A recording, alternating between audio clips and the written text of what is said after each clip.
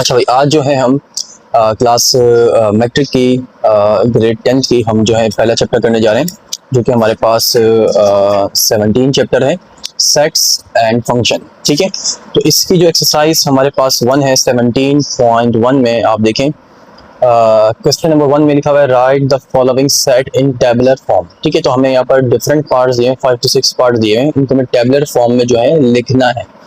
तो मैंने यहाँ पर बोर्ड में मेंशन किया हुआ है, आपको मैं यहाँ पर समझाता हूँ 1 बाय 1 करके। ठीक है, तो ये हमारे पास जो है सेट एंड फंक्शन का क्वेश्चन नंबर 1 जो है हमारे पास लिखा हुआ है। अब आप नोटिस करें, देखें कि क्या लिखा हुआ है कि एक ए सेट है जो कि लिखा हुआ है सेट ऑफ ऑल इंटीजर्स। ठीक है, याद रखिएगा इंटीजर्स किससे कहते हैं?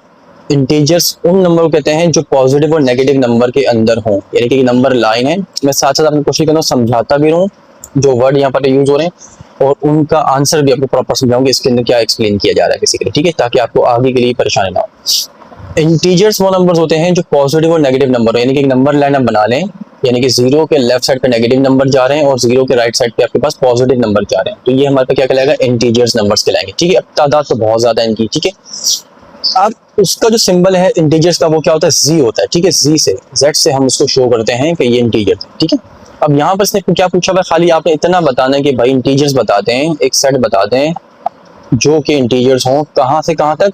-3 बिटवीन -3 and 3, इनके बीच में, इनके दरमियान में।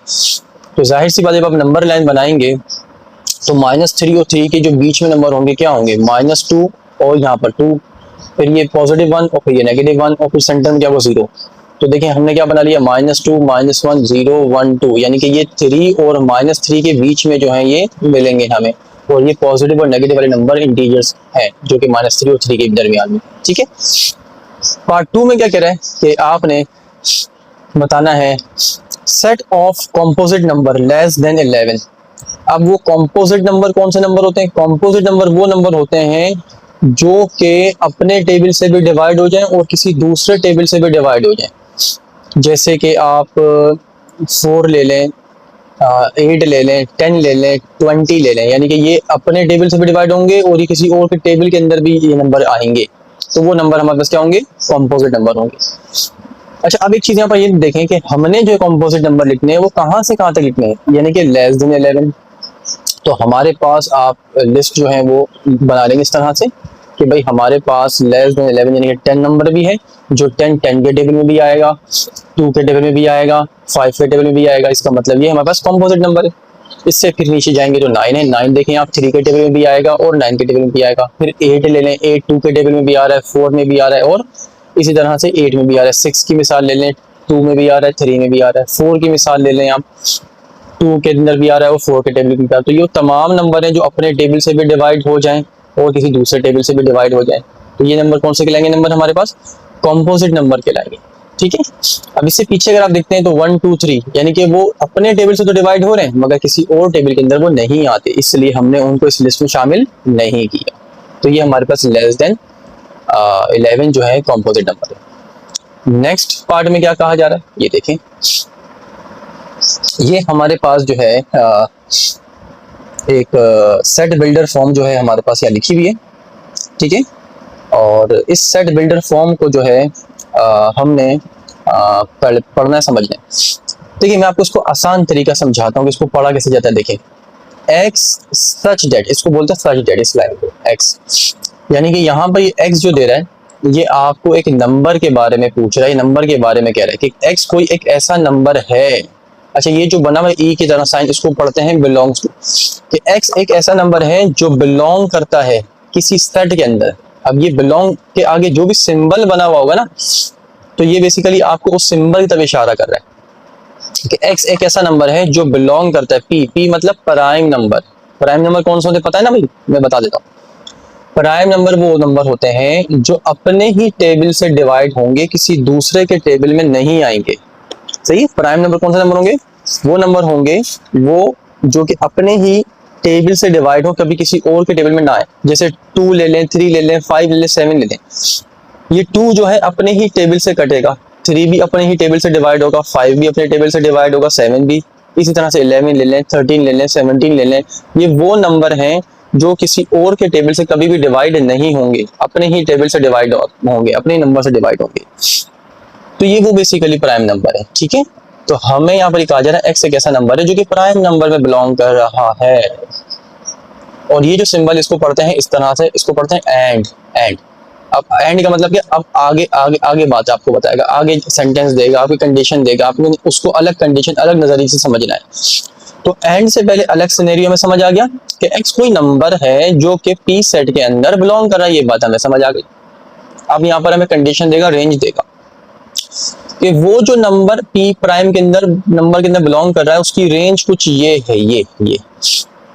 अब आपको मैं इसको ना अंडरस्टैंड करना पढ़ना सिखाता हूँ कि इसको किस तरह समझेंगे। तो देखिए, इसको आसान तरीका समझने का ये है कि सेंटर से स्टार्ट करें। एक्स, ये वही एक्स है जो हमने शुरू में देखा था कि जिस नंबर की बात शुरू में कह रहा था। एक्स एक ऐसा नंबर है जो कि देखिए ग्रेटर का साइन एक्स की तरफ है, इसको इस तरह से रीड करेंगे, एक्स इज ग्रेटर देन 5, यानी कि एक्स वो प्राइम नंबर होगा जो 5 से बड़ा होगा। तो फिर इस इधर देखेंगे तो इसको इस नजरिए से देखेंगे, एक्स इज लेस देन और इक्वल टू 13, यानी कि एक्स एक ऐसा नंबर होगा जो 13 भी हो सकता है और 13 से छोटा भी होगा। अब यहाँ देखेंगे खाली अगर लेस बना हुआ होता तो हम क्या पढ़ते कि एक्स एक ऐसा नंबर होगा जो 13 से छोटा होगा, मगर इक्वल की भी साइन साथ में आ रही ना, तो इसका मतलब एक्स 13 भी हो सकता है। तो आम अल्फाज में इसको यूं अगर पढ़ा जाए कि हमें प्राइम नंबर वो लिखने हैं जो 5 से ग्रेटर हो, एक्स 5 से बड़ा हो और एक्स 13 से छोटा हो या 13 के बराबर तक हो।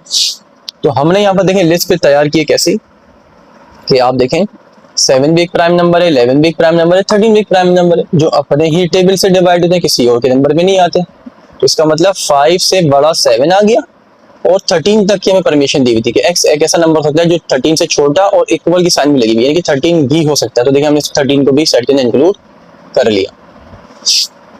फिर थोड़ा सा आगे आइए, पार्ट 4 में लिखा हुआ है वाई सच दैट वाई, यानी कि वाई ऐसा नंबर है जो बिलोंग कर रहा है कहाँ पर, ऑड में। ऑड नंबर वो नंबर होते हैं जो 2 के टेबल से डिवाइड ना हो, 2 से डिविजिबल ना हो, सही है, 2 के टेबल में ना आए। एंड फिर आगे बात कर रहा है कि y एक ऐसा नंबर है, यानी कि y वाला ऑड वाला नंबर है जो 7 से तो बड़ा होगा बट लेस देन 17 से होगा, यानी कि y is greater than 7 but less than 17। तो 7 से बड़ा ऑड नंबर क्या ले लिया आपने, देखिए 9 ले लिया, 11 ले लिया, 13 ले लिया, 15, कोई भी नंबर 2 के टेबल में नहीं आता और इस रेंज के दरमियान ले लिया आपने। 17 से छोटा 15 होता है और 7 से बड़ा 9 होता है। 9, 11, 13 और 15 ये हमारे पास ऑड वाले नंबर की रेंज आ गई। अब इसके बाद आगे देखें आपको क्या कंडीशन दी हुई है कि z such that z belong to real number. z कोई नंबर है जो कि रियल नंबर के अंदर बिलोंग करता है। एंड वो कह रहा है उस z नंबर का जब आप स्क्वायर लोगे ना, स्क्वायर कोई भी नंबर ले लो, रियल नंबर में से कह रहा है नंबर ले लो, जब आप इसको स्क्वायर लोगे तो वो 121 आना चाहिए। तो आपको पता है कि भाई 11 ऐसा नंबर है जिसका स्क्वायर लेंगे तो 121 आएगा।